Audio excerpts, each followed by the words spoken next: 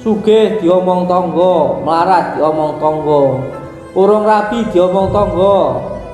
Wis rabi diomong tangga. Jadab itu artinya gila. Gila kepada Allah. Kenapa Gus kok namanya gila? Kalau nanti Jarumi sendirilah yang cerita. Makanya saya pengen itu malam gitu, semuanya anak-anak saya itu mijitin saya gitu. Itu nanti akan tetap terkenang sampai tua loh. Akan tetap terkenang. Karena waktu yang paling asik itu waktu ngobrol ini itu waktu malam. Jadi gini, memang orang itu terkadang ketika ingat kematian itu baru benar-benar bisa kebuka hatinya itu kayak gitu.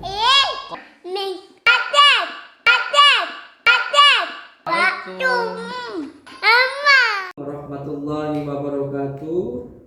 Bismillah, alhamdulillah, wa syukurillah, wa nikmatillah, wa la haula wa la quwata illa billah. Amma ba'd. Saudaraku semuanya, follower. Kalau TikTok namanya apa? Follower, TikToker dimanapun berada. Ini sambil nyantai saya live pagi sambil TikTokan, sambil ngopi dibuatin sama Umi. Wah, sambil nyantai kita TikTokan ini ya.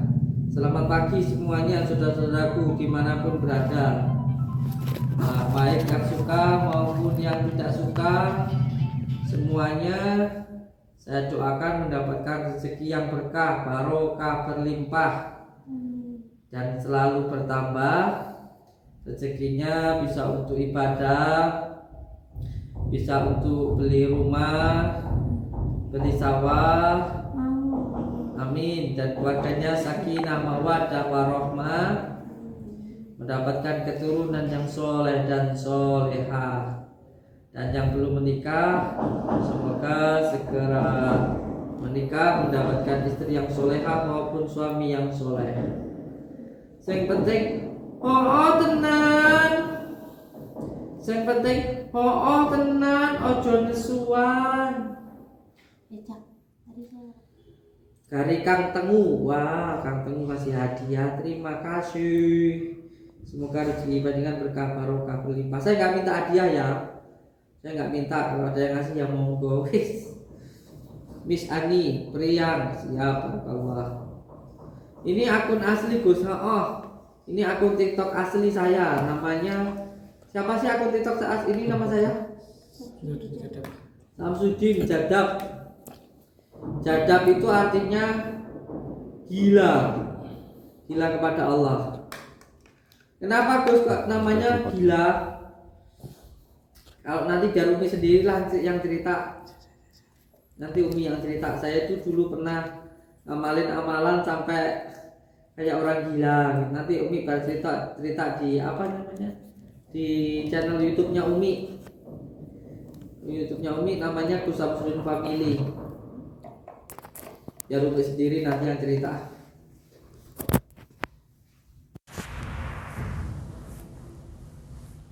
Anaknya piro Gus? 4. Jeruk mana jeruk? Lek pengen jeruk rene. Aku ora ngerti nggone sampean ngendi. Monggo mriki kalau mau jeruk. Tenan. Adanya jagung. Adanya jagung. Jagung gede ram. Semoga Gus sekeluarga sehat selalu, amin. Mugi-mugi panjenengan sekeluarga nggih sehat selalu nggih. Dari akun TikToknya Sitiati nggih, barakallah. Gus jenengan ganteng tenan. Aduh. Piye mi nek sing muji aku mi? Namanya Mbak Septi. Ayo. Ayo. Jangan mari bikin ain. Enggak, Mas dia tanya, Ayu enggak katanya. Yang muji sampean ini loh. Bukan. Ain maksudnya. Tenan. Gus bisa ngobatin orang enggak? nggak bisa ngobatin orang saya itu, bisanya cuma doain tok. Suami saya aja saya ngobatin ini. Tuh, dengar nggak Umi bilang, suami aja saya aja yang sakit yang ngobatin saya katanya. Pijitin maksudnya. Iya, saya itu dipijitin siapa aja nggak marem, kecuali istri saya. Terus ada juga anak saya yang tiap pagi mijitin saya, namanya Mas siapa namanya saya lupa. Jaka Tingkir. Mas Jaka namanya. Salam dari Ponorogo Gus. Hooh tenan Gus sepil istrinya. Jangan nanti jenengan naksir lagi. Cantiknya saya ajang lihat. Rehan matur suwun Rehan kopinya mawarnya. Gus supaya rezekinya lancar gimana sih, penting gak nesuan. Orang nesuan, rumah tangganya harmonis, suami istri ridho biridho, istri ridho dengan kekurangan suami, suami ridho dengan kekurangan istri, maka insya Allah rezekinya lancar. Yang menghambat rezeki itu marahan nesuan tuh loh. Menghambat rezeki kan ya jangan nesuan. Lah nesu wis jadi diperpanjang. Kaya caci ini ya. Enggak udah nesu guyon ben ora cepet tuwek ngono nesu tuwek kok nesu sing tenang. Kasih kopi ya. Oh iya, mana kopinya? Saya lagi tiduran nggak mungkin ngopi. Biar tidak nesuan kasih kopi. Ojo nesuan, ojo baperan. Wong urip iku pancen gone dikomentari. Wong urip iku pancen gone diireni. Wong urip iku pancen gene diomong. Kowe kerja diomong, ra kerja diomong. Sugih diomong tangga, melarat diomong tangga. Urung rabi diomong tangga. Wis rabi diomong tangga. Ora kerja jarene malesan, kerja jarene ora tahu serawong mbek tangga, melarat jarene ra gelem kerja, sugih jarene duwe pesugihan. Wong urip ancen ngono dadi omongan. Itu semua dari kita. Oh iya. Sing penting ora ngrusoni tangga, sing penting ora ngelek-ngelek tangga, sing penting ora ngefitnah tangga. Wong urip sing penting api, masalah ditampa api ora wis pasrahne karo Gusti Allah. Wong ki lek dicaci, lek dibuli tandane wong kuwi mau disayang kalih Gusti Allah. Kalau jenengan nggak berbuat apa-apa, terus ada yang bully, ada yang nyaci, ndak usah marah. Karena apa? Yang bully, yang nyaci nanti dosa kita diterima sama dia. Kalau kita diomongin jelek sama orang gitu ya, jadi kan nggak usah marah. Karena apa? Yang ngomongin kita nanti pahalanya untuk kita, dosa kita untuk dia. Terus marahnya kenapa? Saya itu dari dulu selalu diomong orang. Ya alhamdulillah rezeki saya malah tambah. Tenanan. Manis yang penting ojo nesuan. Ini ada salah satu riwayat ya, pernah suatu ketika baginda Rasulullah itu duduk bersama dengan sahabatnya. Lalu ketika itu orang kafir itu datang, lalu mencaci dan membuli sahabat baginda Rasulullah itu. Hei kamu itu kok mau toh temenan sama tukang tipu, tukang sihir? Itu loh Muhammad tukang tipu, tukang sihir, kata orang kafir itu. Lalu sahabatnya itu diam dan tersenyum saja, sebab beliau tahu kalau baginda Rasulullah itu benar-benar orang yang baik. Nah ketika sahabatnya ini dibuli, dicaci, diam, baginda Rasulullah itu tersenyum. Nah lama kelamaan dibuli, dicaci, gak tahan sahabatnya ini, akhirnya marah. Nah ketika sahabatnya ini marah, baginda Rasulullah jadi cemberut terus pergi. Ketika baginda Rasulullah pergi, sahabatnya ini nyusul, lalu bertanya, ya baginda Rasulullah, tadi ketika saya dibuli, saya dicaci, saya diam, jenengan kok tersenyum dan tetap berada di situ di samping saya. Nah, ketika saya marah, kenapa panjenengan kok jadi cemberut terus pergi?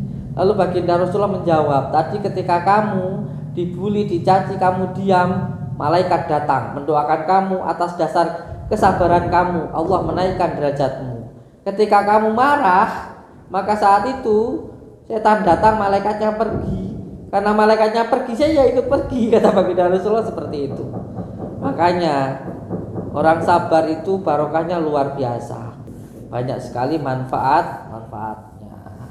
Siapa orang yang berjuang yang tidak dibully, tidak dicaci? Tidak ada.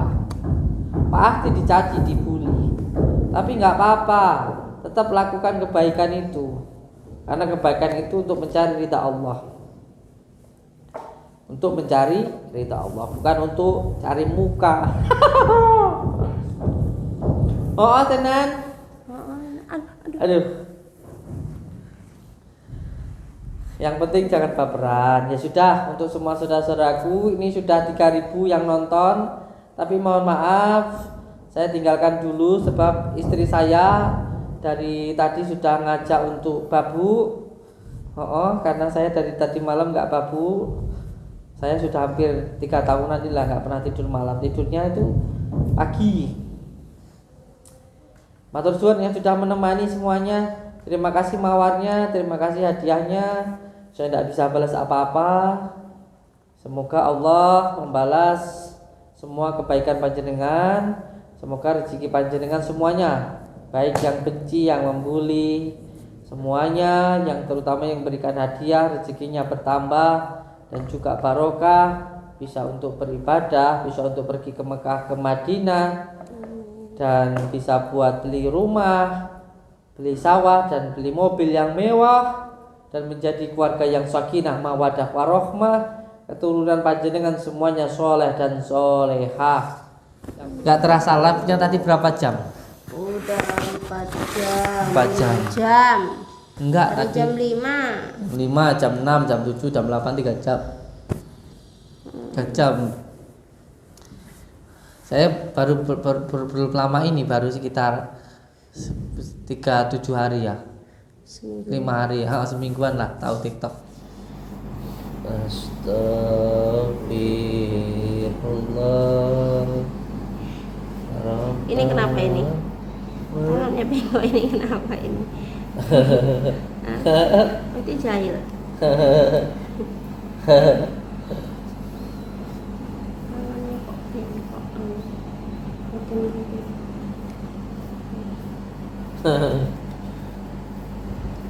Itu enggak bengkok. Saya dulu mijitin bapak itu hampir setiap malam loh. Terus kalau saya mijitin itu, kalau bapak itu bilang gini nih, aku mari ngene seneng itu. Ini sembuh belum? Udah, tapi kalau belum tidur jangan udah. Kalau aku merem baru tinggalan, lah orang merem mau coba tinggal. Enggak ditinggal, udah ke pasar. Iya, nanti kalau aku udah tidur baru aku tidur. Tenan. Saya dulu itu dari kecil itu seneng mijitin bapak saya. Apalagi kalau malam bareng-bareng sama mbak, sama ibu itu mijitin bapak itu. Itu kenangan yang luar biasa loh. Makanya saya pengen itu malam gitu, semuanya anak-anak saya itu mijitin saya gitu. Itu nanti akan tetap terkenang sampai tua loh. Akan tetap terkenang. Karena waktu yang paling asik itu waktu ngobrol itu waktu malam. Itu waktu yang sangat luar biasa.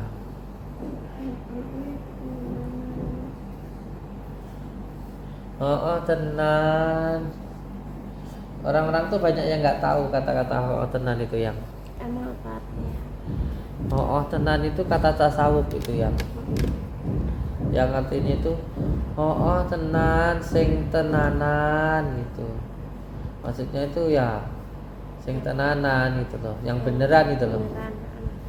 Beneran. Jadi orang tuh ya orang sing beneran, jangan gampang baperan gitu, jangan gampang terbawa keadaan kayak gitu loh. Jangan gampang marah kayak gitu. Orang itu harus punya pengendalian diri, jangan mudah dikendalikan oleh hawa nafsu kayak gitu, biar bisa menempatkan diri dan akhirnya tahu diri kayak gitu. Kalau jadi suami ya suami yang baik gitu, kalau jadi istri ya istri yang baik, kalau jadi anak-anak yang baik, jadi orang tua ya orang tua sing tenanan kayak gitu loh maksudnya itu. Saya kemarin tuh ya lagi jalan toh, terus tiba-tiba di depan saya itu ada truk itu mobil belakangnya tulisan oh tenan kayak gitu loh. Saya pas nggak bawa HP mau tak rekam kayak gitu, terus mau tak tanyain siapa yang punya mobil truk ini gitu, mau tak kasih hadiah lah, kok saya nggak bawa HP, ya Allah. Nah, sekarang kalau di jalan itu enggak biasanya oh itu ada gelang Nurdin gitu. Kalau sekarang enggak. Oh tenan gitu. Oh tenan. Tadi di TikTok ada yang tanya, Gus Samsudin bisa ngobatin orang nggak? Enggak. Saya lo nggak bisa ngobatin orang. Kadang-kadang nih ya, kalau ada orang yang minta diobati kayak gitu, ya cuman tanya ke dalam hati nih, dalam hati pengen baca apa, pengen doa apa, ya cuman ngikutin hati aja. Kadang-kadang ketemu orang kayak gitu, pengennya itu kayak nyeneni kayak gitu, nyeneni marahi gitu loh, marahi, karena kayak seolah-olah orang ini tuh nggak berbakti sama orang tuanya kayak gitu. Itu kayak gitu tuh kadang-kadang ada ketemu sama orang kayak gitu, baru melihat kayak gitu di hati itu kayak teringat sama istri gitu loh, kayak oh berarti ini orang ini kayaknya sama istrinya. Kayak gitu. Jadi doa itu ya menuruti dari hati kayak gitu, karena doa terus amalan itu sebenarnya juga ada porsi-porsinya loh, yang ini yang kadang jarang dipahami oleh orang-orang kayak gitu. Padahal doa amalan itu ada porsinya masing-masing. Sebab amalan itu kayak makanan itu loh. Tapi itu makanan batin kayak gitu. Jadi makanan itu sebenarnya juga harus ada mursyidnya, karena yang tahu tentang porsinya, terus banyak dikitnya, terus yang cocok apa itu kan mursyidnya, gurunya. Makanya orang mencari amalan tuh sebenarnya nggak semudah yang kayak yang dibayangkan kayak gitu. Kayak datang terus minta amalan, terus apalagi lewat media sosial itu sebenarnya nggak kayak gitu loh. Kalau setahu saya, kalau saya pribadi dulu yang ya, kalau ketika kita minta amalan itu penuh dengan perjuangan loh yang. Ada yang namanya itu di biat, itu ditalkin kayak gitu. Jadi sebelum kita itu diberikan amalan itu dibungkus mandi dulu, terus habis itu kita itu habis mandi sholat taubat. Nah ketika itu kita dibungkus di mori itu ya kita menganggap kayak kita itu nanti benar-benar mau mati kayak gitu. Makanya dulu kan waktu saya minta amalan itu, waktu saya datang ke Abah Yai itu, waktu kita belum nikah itu kan aku nangis toh ya, karena waktu dibungkus itu sama Abah Yai itu kayak kita itu ya dikatain, nanti kamu kalau tak bungkus ini terus tak masukin ke liang lahat ya, kalau kamu mati ya mati sekalian diuruk kayak gitu. Jadi sudah dipersiapkan kayak mau mati gitu. Walah, berarti dulu tuh sampai cerita sama aku pulang dari sana kan sampai nangis tau gitu. Aku di sana nangis loh gitu. Kenapa? Tapi kan kadang nggak cerita kalau sampai di beat. Jadi kalau saya dulu itu untuk mendapatkan sebuah amalan itu nggak semudah yang dibayangkan kayak gitu. Jadi ada yang namanya itu biat kayak gitu. Jadi kita itu mandi, terus habis mandi nanti sholat, terus dibungkus pakai kain mori, terus nanti dimasukkan ke liang lahat kayak gitu, kayak kuburan kayak gitu. Nah dimasukkan ke situ. Ada loh salah satu temen aku itu yang baru dimasukkan itu udah teriak-teriak nggak kuat, jadi nggak jadi dikasih amalannya. Ada. Kedengeran. Kedengeran Iya, gimana? Bang. Ya kan nggak diuruk yang, cuma dimasukkan Oh, cuma aja, dimasukin cuma doang. dimasukin aja. Nah itu dimasukin dari jam 12 sampai menjelang subuh. Itu dikasih papan nggak? Apa cuma Enggak, enggak, cuma dimasukin aja, oh. cuma dimasukin aja. Dan di pondok ini insya Allah nanti saya mau bikin kayak gitu juga. Jadi gini, memang orang itu terkadang ketika ingat kematian itu baru benar-benar bisa kebuka hatinya itu kayak gitu. Itu. Berarti sampean kemarin itu waktu di Padepokan Lama bikin lubang itu ya sebenarnya ya buat itu juga. Tapi Terus kan sampean nggak mau tuh. bukan kayak gitu. Orang yang nggak ngerti seperti itu nanti dikatakan sesat, nanti dikatakan syirik kayak gitu. Karena pelajaran tasawuf itu memang lebih banyak penekanannya pada hati, pada rasa. Jadi gini Kang, ada yang namanya syariat, tarekat, hakikat dan makrifat kayak gitu. Nah, terkadang nih ketika kita menjalankan sebuah tarekat atau amalan, loh itu loh kadang orang mengatakan dukun, padahal sebuah tarekat itu adalah amalan yang diajarkan oleh warisan dari wali-wali Allah, oleh para sufi, oleh para kiai kayak gitu. Nah, sekarang ini susahnya sayang ketika kita mengamalkan sebuah amalan yang biasanya ada di dalam kitab-kitab ilmu hikmah kayak gitu dikatakan dukun gitu loh. Padahal ada yang namanya tarekat. Nah, setelah syariat itu maksudnya kayak tindakan-tindakan yang nyata kayak puasa, zikir, sholat itu syariat. Ada juga yang namanya tarekat. Tarekat itu perjalanan amalan itu. Amalan kayak contoh zikir ismujat Allah Allah Allah, keluar masuk nafas Allah itu sampai beribu-ribu kali kayak gitu. Terus nanti ada juga yang menggunakan zikir ya latif, ada yang menggunakan sholawat dan lain sebagainya kayak gitu. Nah, amalan-amalan ini kan diistiqomahi, ditirakati gitu. Maksudnya istiqomah itu kayak continue gitu loh. Istiqomah itu lebih baik daripada 1000 karomah. Nah, ketika istiqomah melakukan amalan ini biasanya akan mendapatkan sesuatu hal yang di luar dari kenalaran kayak gitu. Kayak semuanya tiba-tiba orang bisa terawangan, terus kayak tiba-tiba bisa rogo sukmo, terus kadang-kadang dapat pusaka, terus kadang-kadang bisa ngobatin orang atau jaduk kayak gitu. Nah, itu semuanya sebenarnya hanya sebuah hadiah aja, bukan sebuah tujuan kayak gitu. Nah, karena keistiqomahannya itu mendapatkan sebuah hadiah kayak gitu. Nah, terkadang hal yang semacam inilah yang salah paham, dikira menjadi dukun kayak gitu. Nah, ini sebenarnya juga bisa menjadi cobaan juga untuk orang itu. Apakah dia benar-benar istiqomah untuk mencari ridha Allah atau hanya karena ingin kesaktian gitu, atau hanya karena ingin sebuah kekuatan aja kayak gitu. Nah, ini yang jadi bahaya karena kadang gini, amalan-amalan seperti ini dibid'ah-bid'ahkan kayak gitu. Amalan-amalan seperti ini disyirik-syirikan kayak gitu. Padahal ketika mengamalkan amalan ini sebenarnya tujuannya supaya dia bisa merasakan apa yang dia katakan. Kayak contoh ketika membaca bismillah terus diistiqomahi ya, diriyadhohi, terus menerus membaca bismillah supaya hatinya itu penuh dengan kasih sayang kayak gitu. Jadi bukan hanya sekedar membaca saja, tetapi juga bisa mengamalkan dan merasakannya kayak gitu. Nah, supaya bisa merasakan harus mengamalkan. Nah, merasakan sendiri ini namanya adalah hakikat. Hakikat itu rasa, qalbu gitu.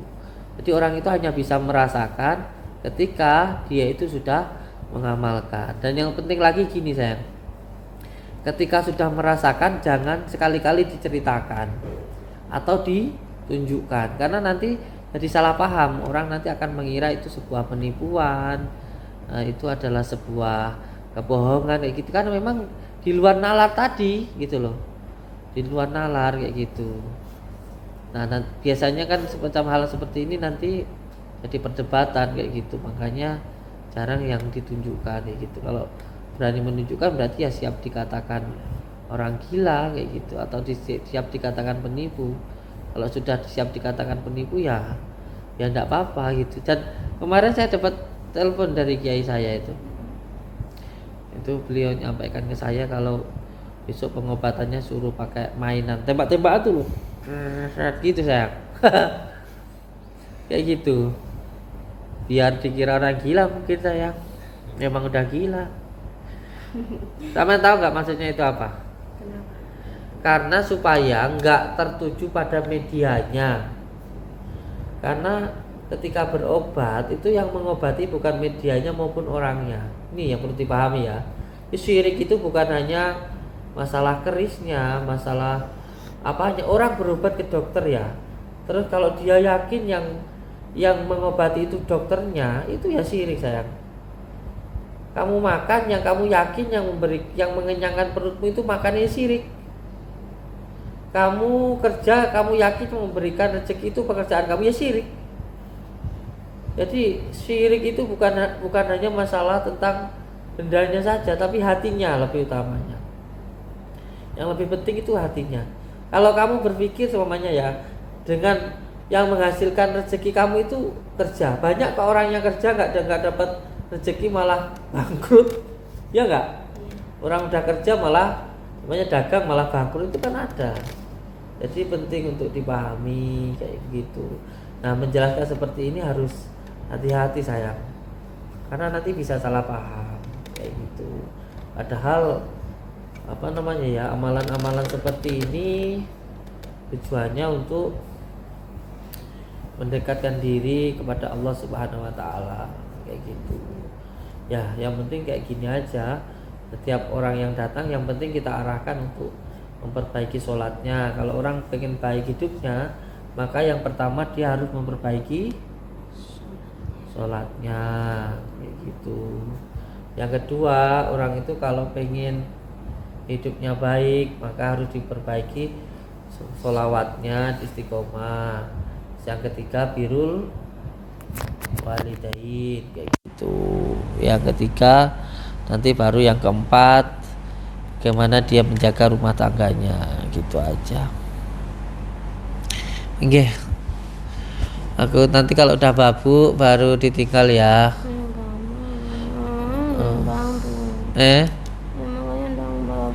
Iya, malam. Assalamualaikum.